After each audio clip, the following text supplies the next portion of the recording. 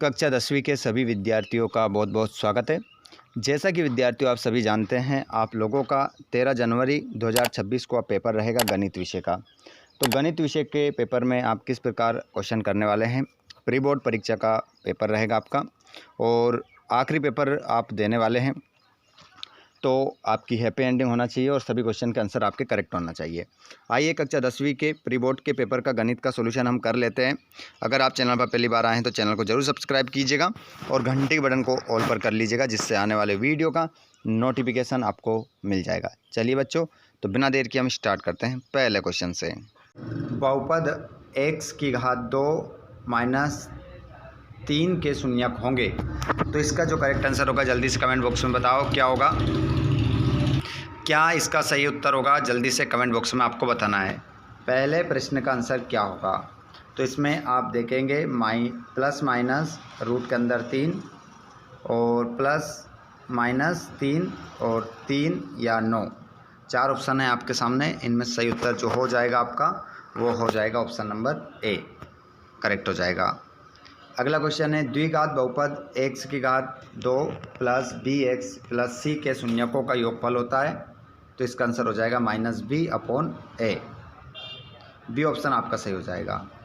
अगला क्वेश्चन, जब a/a2 बराबर b1/b2 बराबर c1/c2 हो तो समीकरण निकाय a1x plus b1y plus c1 बराबर 0 तथा a2x plus b2y plus c1 बराबर 0 के दो हल होंगे, कोई हल नहीं होगा, अनंत अनेक हल होंगे का अद्वितीय हल होगा। यहाँ पर आपका आंसर हो जाएगा के अनंत हल होंगे, आंसर हो जाएगा। अगले क्वेश्चन को आप देखेंगे, वृत्त की छेदक रेखा वृत्त को कितने बिंदुओं पर प्रतिच्छेद करती है। तो इसका आंसर हो जाएगा आपका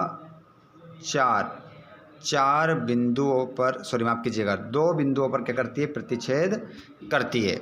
अगला क्वेश्चन, द्विघात समीकरण ax की घात 2 प्लस bx प्लस c बराबर 0 का विविक्तिकर होगा। तो इसका आंसर हो जाएगा आपका d बराबर b की घात 2 माइनस 4ac, पहला ही ऑप्शन आपका सही हो जाएगा। उसके बाद में अगले क्वेश्चन को आप देखेंगे, प्रश्न नंबर आप देख रहे हैं छठा वाला, यहाँ पर समांतर श्रेणी 5 माइनस 1 3 7 का सर्वांतर होगा। तो इसमें आपका आंसर 4 हो जाएगा। चलिए खाली स्थान देखते हैं। सभी वर्ग समरूप होते हैं। सभी वर्ग कैसे होते हैं, समरूप होते हैं। और √3 एक संख्या है, तो आंसर हो जाएगा अपरिमेय। अपरिमेय इस खालिस्तान में आप लिखेंगे। अगला प्रश्न है, 10 मीटर ऊंची मीनार के पाद से 10 √3 मीटर दूर बिंदु पर मीनार की चोटी का उन्नयन कोण होगा। तो 30 डिग्री का होगा। और किसी बिंदु की x अक्ष से दूरी कहलाती है, तो कहलाती है कोटि, कोटि कहलाती है। और स्पर्श बिंदु से जाने वाली त्रिज्या स्पर्श रेखा पर क्या बनाती है, लंब बनाती है।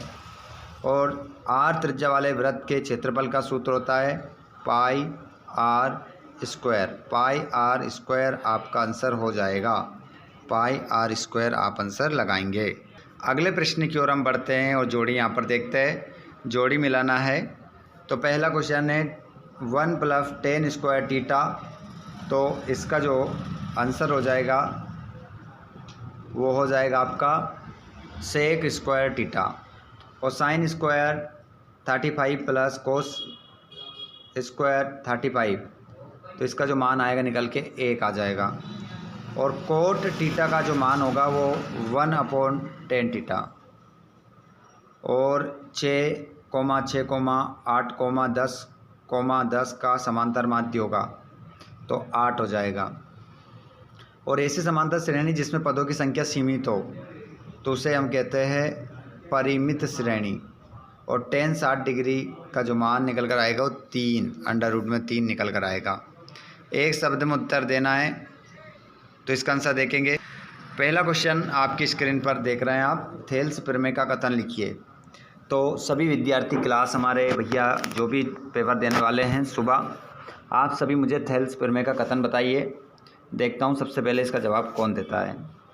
जल्दी से बता दीजिए थेल्स प्रमेय का कथन क्या होगा। और रेखिक बहुपद की घात कितनी होती है? 1 हो जाएगी। और क्या x माइनस 2 घात 2x माइनस 3 कोष्टक में द्विघात समीकरण है? हाँ, तो इसका आंसर आप लिख दोगे हाँ। अवनमन कोण की परिभाषा लिखिए। तो अवनमन कोण की परिभाषा बताइए। इन दोनों प्रश्नों के आंसर बताइए आप जल्दी से कमेंट बॉक्स में। और अर्धवृत्त के क्षेत्रफल का सूत्र क्या होता है? तो 1/2 पाई r स्क्वायर आपका आंसर हो जाएगा। और स्पर्श बिंदु और वृत्त के अभिनिष्ट बिंदु को क्या कहते हैं? तो इसका आंसर हो जाएगा स्पर्श बिंदु इसे कहते हैं। स्पर्श बिंदु आपका यहाँ पर क्या हो जाएगा? आंसर हो जाएगा। चलिए आगे चलते हैं। अब इन प्रश्नों के देखिए आप यहाँ पर देख सकते हैं। क्वेश्चन नंबर 5वां है, देख सकते हैं। क्वेश्चन नंबर आपका है ये वाला 5वां। सत्य असत्य का चयन करना है। अर्धगोले का संपूर्ण पृष्ठ 3 पाई r h स्क्वायर होता है, तो इसका आंसर आपका सत्य हो जाएगा। सत्य आंसर आपको लगाना है। और यदि दो त्रिभुजों में संगत कोण बराबर हो तो त्रिभुज समरूप होते हैं, तो इसका आंसर आपका सत्य हो जाएगा। सॉरी माफ़ कीजिएगा, पहला असत्य हो जाएगा। ये असत्य है आपका, इसको समझना है आपको। असत्य है और ये आपका सत्य हो जाएगा। ठीक है। किसी खेल को जीतने की प्रायिकता 0.3 है, तो उस खेल को हराने की प्रायिकता 0.6 है, तो इसका आंसर भी आपका सत्य होगा। और किसी घटना की प्रायिकता ऋणात्मक नहीं हो सकती, असत्य। और यदि दो त्रिभुज में संगत कोण बराबर हो तो त्रिभुज समरूप होते हैं, सत्य। और घन का आयतन बराबर भुजा का स्क्वायर क्यूब होता है, तो ये भी सत्य हो जाएगा। उसके बाद में यहाँ पर क्वेश्चन जो देख रहे हैं आप, इनके आंसर भी आपको मिल जाएंगे। आपको मैंने बोला था कि अगर 6 से लेकर 23 तक आपको पूरा हल चाहिए तो आप हमारे व्हाट्सएप ग्रुप पर जुड़ सकते हैं या टेलीग्राम ग्रुप में जुड़ सकते हैं, जिसकी लिंक डिस्क्रिप्शन में है, आप देख सकते हैं। डिस्क्रिप्शन में जाकर आप हमारे ग्रुप में जुड़ सकते हैं और वहाँ आकर आप कमेंट कर सकते हैं कि PDF सेंड करो, तो आपको तुरंत PDF सेंड कर दिया जाएगा। ठीक है, धन्यवाद।